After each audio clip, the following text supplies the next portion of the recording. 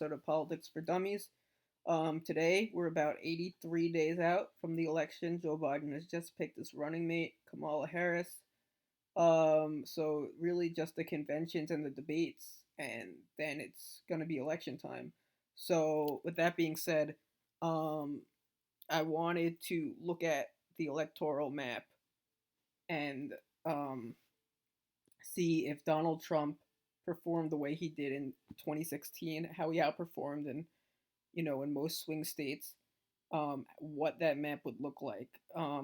So first of all, let's just fill out the safe states, and I think some of them may have changed based off some recent polling. For instance, Minnesota has gotten kind of close. Trump has been polling a little bit better there for one reason or the other, but this West Coast, Hawaii, and the whole East Coast should uh, stay blue, stay for the Joe Biden camp um, for the most part. Maine and New Hampshire are a little bit more open. And then, of course, Illinois with the big city in Chicago. That looks safe for the Democrats. So it's been safe states for the Democrats have been around 183 electoral votes, and then there are a few likely states, but approximately you're saying they need about a little less than 90 electoral votes to switch things up. Meanwhile, for Donald Trump and the Republicans, um, they don't have as easy a path as you could see. Um, Most of the states that he does have pretty much secured in his back pocket are states with electoral um, smaller electoral numbers. So even though you may see me filling in more states that are red compared to blue, um, you'll see that if we put Indiana, let's just say we put Indiana in there, even though some people consider Indiana a likely state, um, and Oklahoma and um, and Kansas. I really don't see Kansas turning blue, even though some polls suggest that it may be closer than it is. So that would boost Donald Trump up to 100 electoral votes. Again, some people consider Indiana and Kansas um, a little bit more competitive, but let's just say you know, for safe states, this is where we will put both candidates. Um, so um, that's a lot of electoral votes, 255 electoral votes up for grabs if you're considering states like Missouri or Colorado and New Mexico, Virginia up for grabs, even though they are going, you know, for one candidate over the other. So I'll just give you a little look at um, what we're looking at right now. An 8.2 national lead for Joe Biden. Um, nothing to sneeze at. It hasn't really been less than 7 in a few months. And again, Hillary won by a little bit over 2 points. So Biden has obviously been over that for his whole campaign, which is a good sign for him. But again, like I said, like states like Alaska, it doesn't have that many polls, but you can see it's like +6, +1, +3, +14. So for those states, we're gonna just fill them in as likely for either candidate. We don't need to really bother going through them as in depthly because they most likely will go to these parties. It's just not as sure of a thing as some of the states have been. So those states being Missouri, South Carolina, Alaska, and Montana for Donald Trump, and for Joe Biden, say Virginia, Colorado, New Mexico, most of Maine, um, and uh, and New Hampshire probably. He's been polling well there, so we could give him that symbol. So that brings us to these are the true swing states of the 2020 election. And we end up with 216 electoral votes for Joe Biden and 125 electoral votes for Donald Trump. So some of these states weren't really considered swing states in 2016. We'll get to those last, but for the ones that were, we could see here. This is just an article from 538 after the actually if before the election that Trump was just a normal polling error behind Clinton. So the shock factor that people had when Trump was elected. This is just a chart basically saying that on average polls could be off by 2 percentage points, sometimes more. Um, so the leads that Hillary Clinton had in several swing states, those were the happened to be the states that Donald Trump outperformed in and outperformed heavily in. So we'll look at this chart. And this chart might be a little bit off because I think when all the votes were counted, states like Pennsylvania and Wisconsin actually ended up being a little bit closer than they were. Like I think they were less than 1%, and this is showing that Donald Trump won them by 1%. And this article was taken like right after election day, so not all the votes may have been counted. Um, but we'll use this. If anything, it would give Donald Trump more of an advantage by less than a few percentage points. But let's take the poll numbers that we have now um, for these states that we didn't already fill out as likely, and let's see where it leads us. So Utah we already filled out as a safe state for um, for Donald Trump. He outperformed his poll numbers by 8.5%, which is obviously the highest margin. Over here, Ohio we didn't fill out yet. Um, in the average polling margin for Ohio, Donald Trump was up by about 2%, and he won the state by 8.6%. So he outperformed by 6.6%. And as you could see, um, right now in Ohio, it's a very close race according to 538. They have Joe Biden up by zero point 0.3. But if we're gonna run under the assumption, and it's not necessarily a true assumption, it doesn't necessarily mean because Donald Trump outperformed polls in 2016 that he's going to do the same in 2020. But for the sake of this video and for the sake of argument, we'll say that that he would, and he would win the state by again about 6 points because he won it by about 8 points when he was up by two. So right now it's essentially even, and he, you know, with those margins he would take the state of Ohio. Um, Moving on to Wisconsin, which was probably the biggest shock that went um, to Donald Trump that he wasn't expected to win.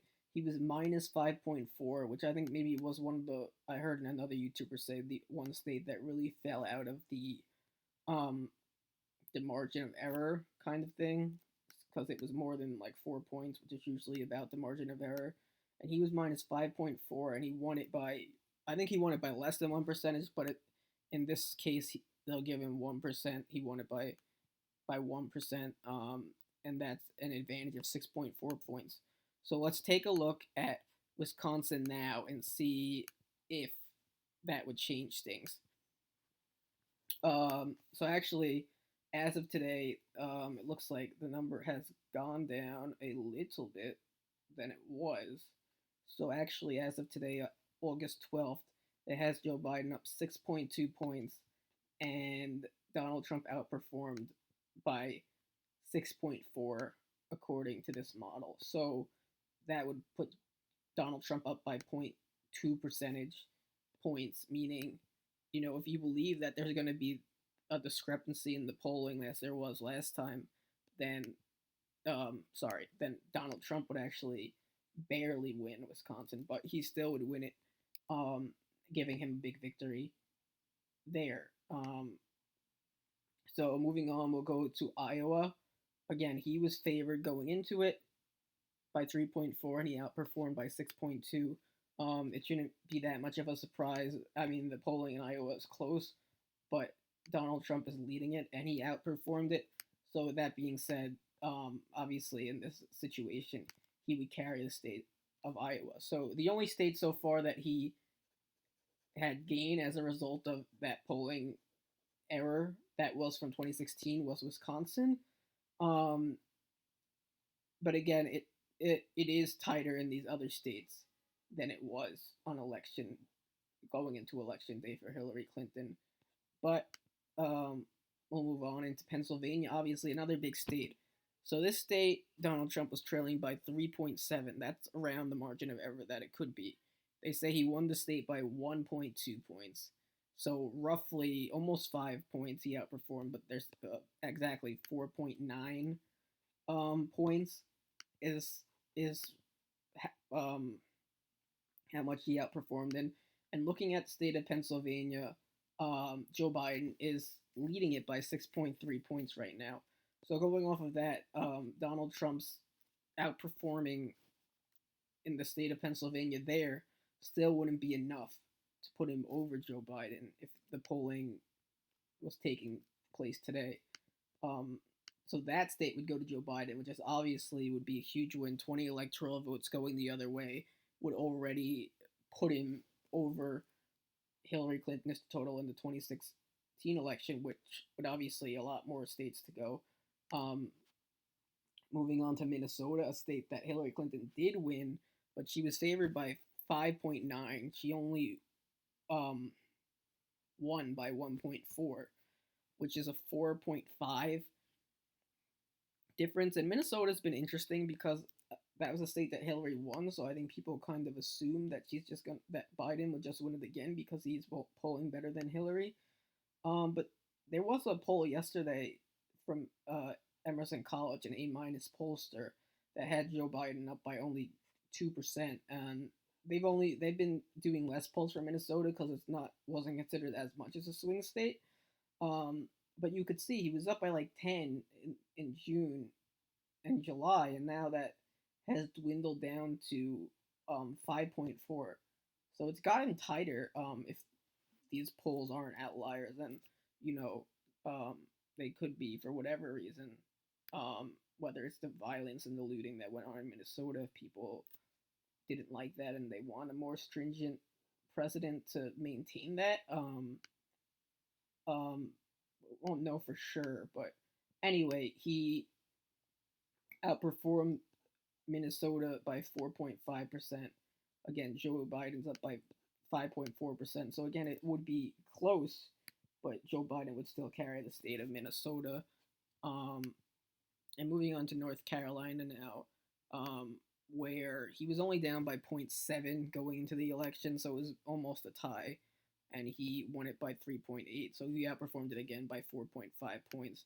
We look at North Carolina today, and Joe Biden holding a slight lead at 1.4 points. But again, if that polling error um, stayed consistent with 2016, which by no means does it have to, but it would favor would favor Donald Trump in in North Carolina.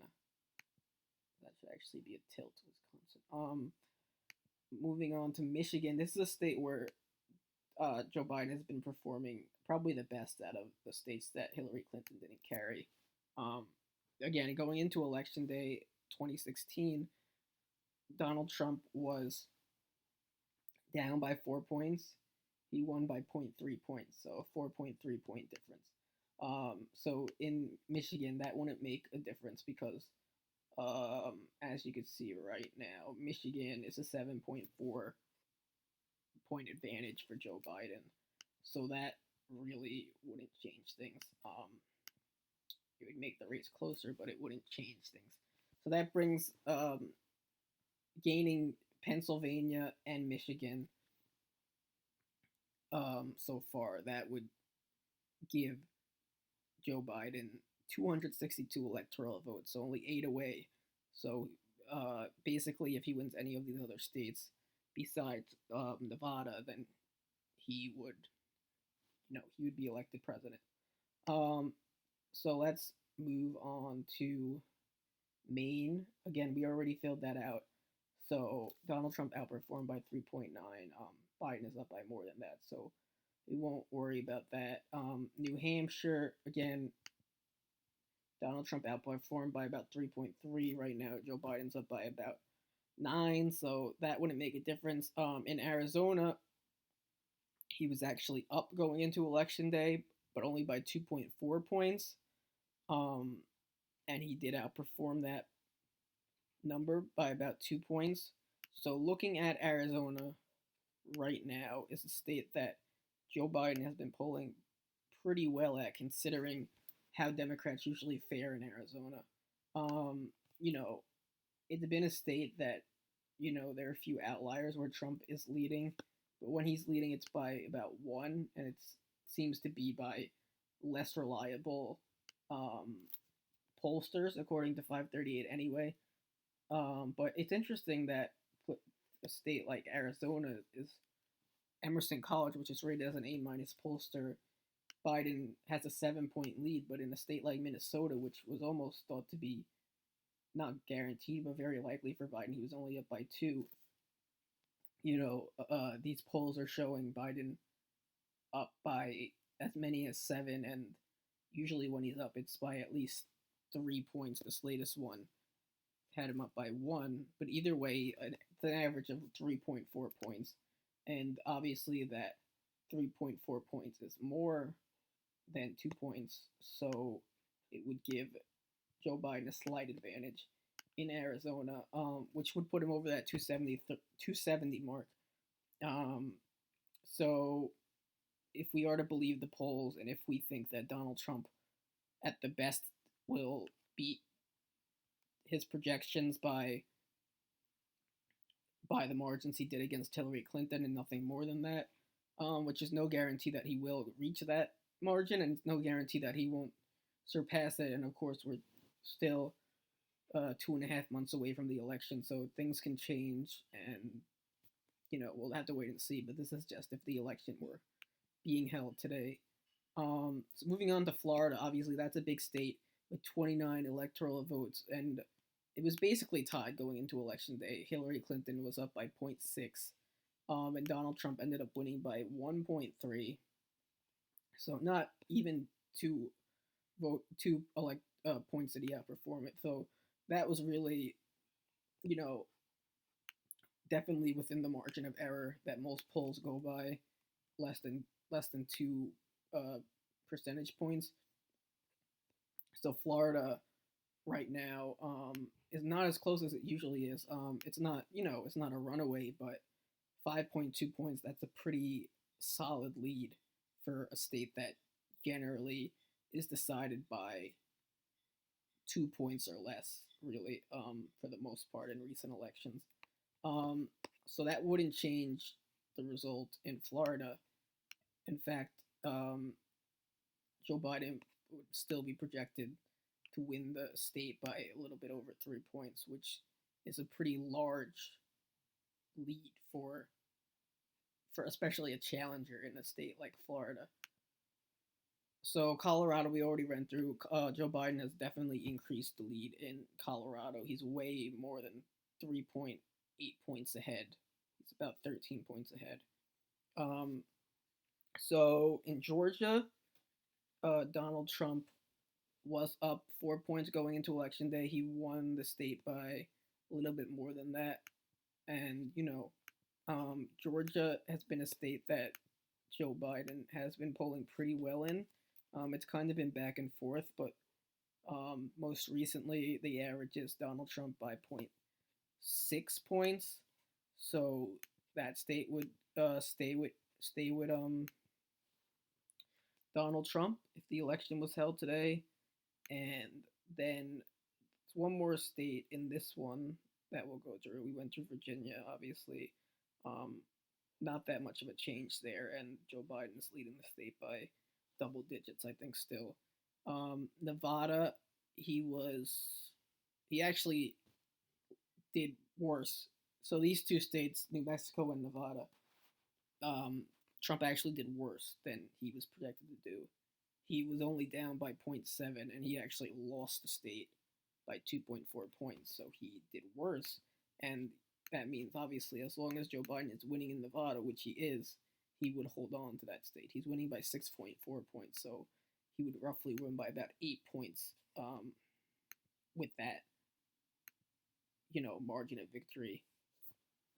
And again, these West states in the West, kind of the polling errors didn't really, for whatever reason, they weren't as severe in the West as they were in the Midwest and the Rust Belt up here. And you could see that, states like Wisconsin would move red, and Minnesota and Pennsylvania would get a little bit tighter than they were.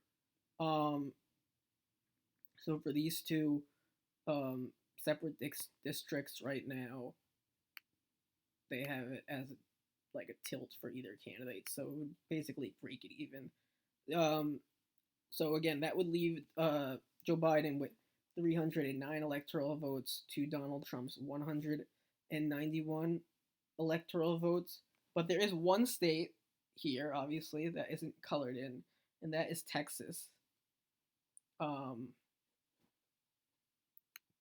so Texas was not considered a swing state in 2016. It was still considered a Republican stronghold, as it has been for decades now. Um, but let's take a look at, since it's not on that chart, let's just take a look quickly before we end the video about what Texas looked like in 2016 heading into election day. Again, it was not in the states to watch, and it shouldn't have been for 2016 because Donald Trump did carry it by around 9 points. So it really wasn't a state that was considered up for grabs like it is this time. So going into election day, Donald Trump had a 94% chance to win the state of Texas. Um, and again, on November 8th, he was leading the state of Texas by roughly, if my math is right, that's about 8.5%. He was, yep, leading the polls by about 8.5%. And the actual result in Texas was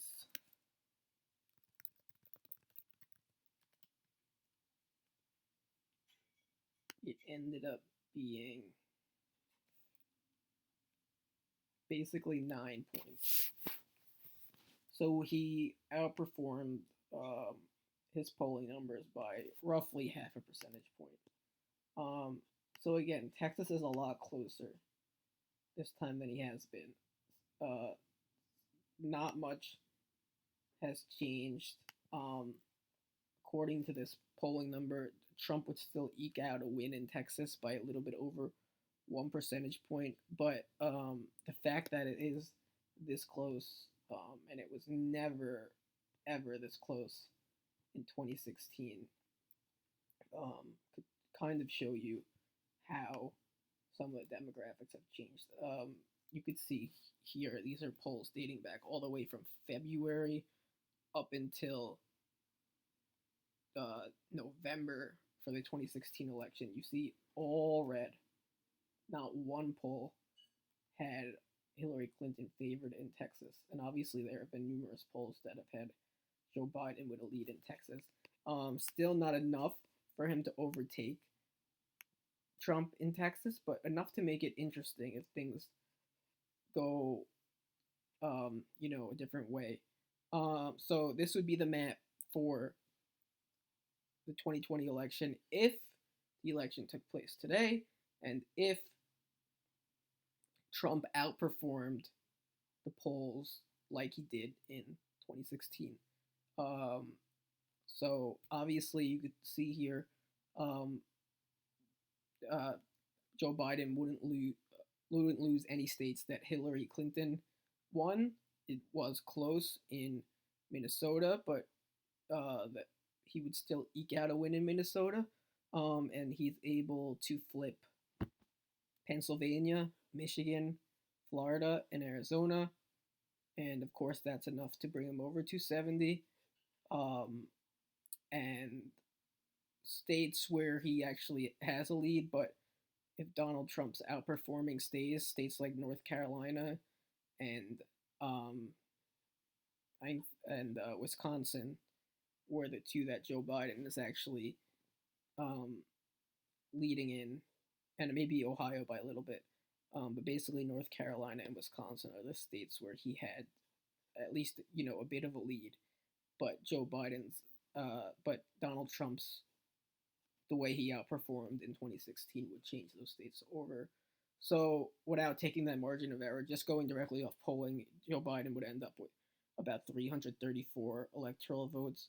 And in this scenario, obviously that's a little bit less because he's losing about 25 electoral votes. But obviously 309 would get the job done. Um, and doesn't really matter how much you win by, it just matters if you win. But again, that's if the election were taking place today. There's a lot more time to go. So, um, as a someone who wants Trump out of office, I am a little bit concerned still because it's by no means over. But it's Joe Biden's in a good spot to be in at this point. Um, you know, his polls have been steady. Um, if they stay steady going in the months to come, then he should be in good shape. But again, you never know. But he is in a lot better position than Hillary Clinton was in. Okay, so I got a new speaker. So if things sounded better and you liked this setup, let me know and I'll try to continue to make more videos. Um, Thanks for watching, and I will see you next time. Bye.